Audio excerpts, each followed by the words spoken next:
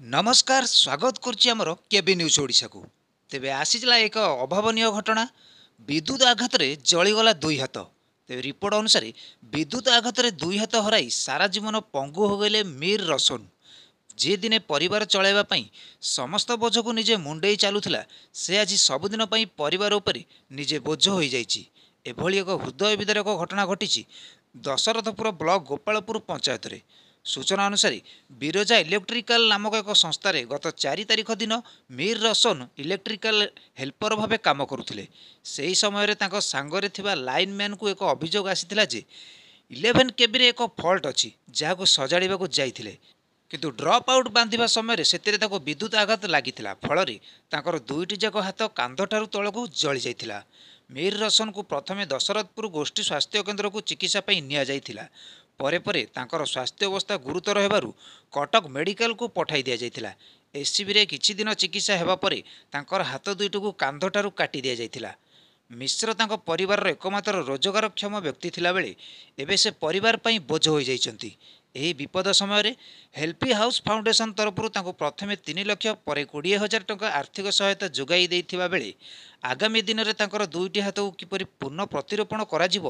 सेतिपई आर्थिक सहाय्य पई ओडिशावासी को निवेदन करिसेंती एही प्रतिरोपण रे पाखापाखि 30 लाख रु ऊर्ध्व टंका खर्च हेबो बोली डाक्तर कहितबा सूचना दैछंती।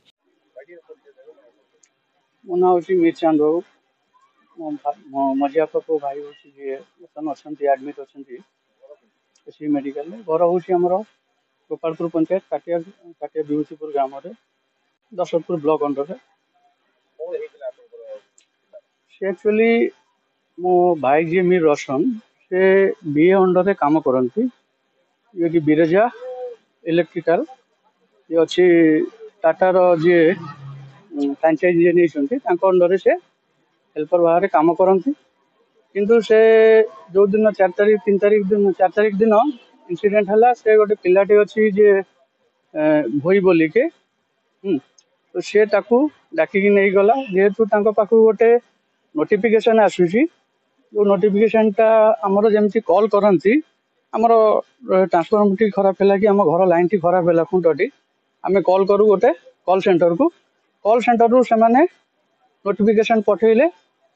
एठिकी जो पिला को पठेले जो व्हाट्सएप ग्रुप अच्छी व्हाट्सएप ग्रुप को पठेले पठेला पर से जार लाइनमैन जी थिला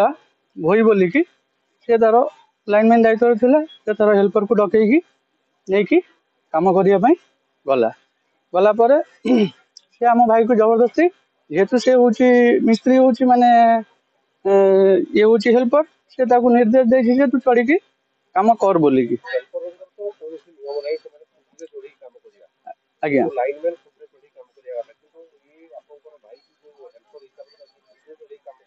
आज्ञा एपर्यंत किसी सहायता सेमती किसी मिलनी किंतु इंश्योरेंस बाबद किसी मिल बोलिकी जोटा कि आश्वासना देती दशरथपुर थाना रे केस अलरेडी दिखाई किंतु मु जहाँ देखिली दशरथपुर थाना रे केस जो दिखाई से गोटे नॉर्मल दफा से गोटे एक प्रकार आत्महत्या माने अटेम्प्ट टू मर्डर कर प्लानिंग हिसाब रे जाइए गोटे जिन देखो टाटार गोटे नियम अच्छी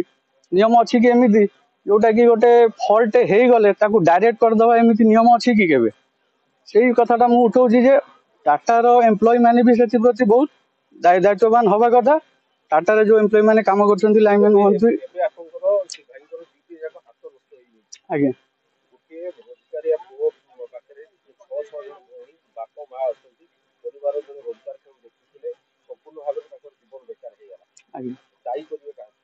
निश्चित ये टाटा एम्प्लॉय जो मैंने अच्छा जो मान दायित्व थिला जे से 11 केबीटी जो खराब हो डायरेक्ट न करी काटिकी ठीक समय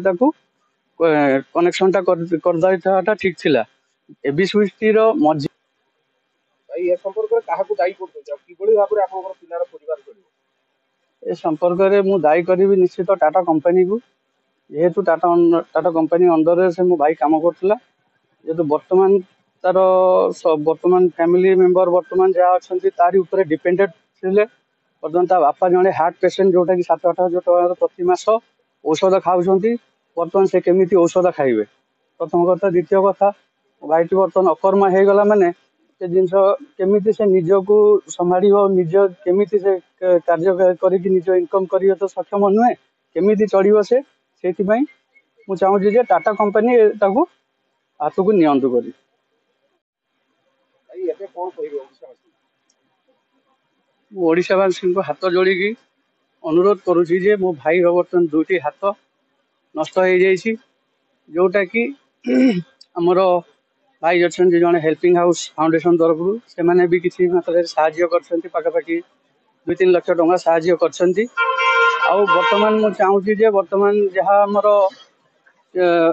ହାତ ରିପ୍ଲାଣ୍ଟେସନ୍ ହେବା ପାଇଁ ଯାହା ଖର୍ଚ୍ଚ ଦରକାର, ପାଖାପାଖି ବହୁତ ଏମାଉଣ୍ଟ, ବହୁତ ବଡ଼ ଏମାଉଣ୍ଟ, ଯେଉଁଟାକି ମୋ ଭାଇ ପକ୍ଷରେ 30-35 ଲକ୍ଷ ଭଳିଆ ଟଙ୍କା କି 40 ଲକ୍ଷ ଭଳିଆ ଟଙ୍କା ଦରକାର, ଯେଉଁଟାକି ଆମ ଭାଇ ପକ୍ଷରେ ସମ୍ଭବ ନୁହେଁ। ସେ ତା ପରିବାରରେ ଏକମାତ୍ର ରୋଜଗାରଶୀଳ ବ୍ୟକ୍ତି ଥିଲା। 5 ଜଣ ଫ୍ୟାମିଲିକୁ ନେଇକି ସେ ଚାଲୁଥିଲା। 6ଟା ଭଉଣୀରୁ 3ଟା ଭଉଣୀ ତାର ଅଲରେଡ଼ି ମ୍ୟାରେଡ୍, 4ଟା ଭଉଣୀ ମ୍ୟାରେଡ୍ କରିସାରିଛନ୍ତି। ଯେଉଁ ଲାଷ୍ଟ ଭଉଣୀଟି ମ୍ୟାରେଡ୍ କରିଛି ତାର 5-7 ଲକ୍ଷ ଟଙ୍କା ବର୍ତ୍ତମାନ ତା ଉପରେ, ସେ ପିଲାଟି ଭାଇ ଉପରେ ବର୍ତ୍ତମାନ କରଜ ହିସାବରେ ଅଛି। ଆହୁରି 2ଟି ଭଉଣୀ ତାର ବର୍ତ୍ତମାନ ଅଛନ୍ତି ବାହା ହେବା ପାଇଁ। ବାପା ବର୍ତ୍ତମାନ ହାର୍ଟ ପେସେଣ୍ଟ, ସେ 5-7 ହଜାର ଟଙ୍କାର, 7-8 ହଜାର ଟଙ୍କାର ମେଡିସିନ ପ୍ରତି ମାସକୁ ମାସ ସେ ଖାଉଛନ୍ତି। ରୋଜଗାରକ୍ଷମ ବୋଲିକି ସେ ଗୋଟିଏ ପିଲା ରୋଜଗାରକ୍ଷମ ଥିଲା ତାଙ୍କ ପରିବାରରେ,